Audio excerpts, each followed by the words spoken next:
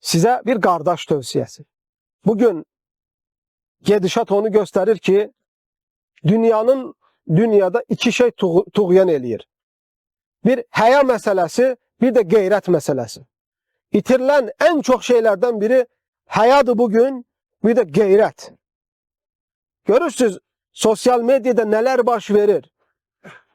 Kadınların hoqqaları, kişilerin, bilmirəm bu ifadəni lüğət olarak deyirik de ne diyeyim yani bazı cinslere kişi demeye adam utanır.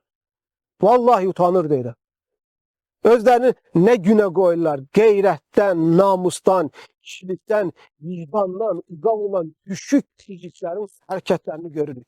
Yani öz məhrəmlərini qısqanmamaq, onları görməməzlikdən gəlmək və yaxud da öz anası, öz atasını, qardaşını, əmsini, dayısını heçə qayan həyanı itirmiş qadıncazlar.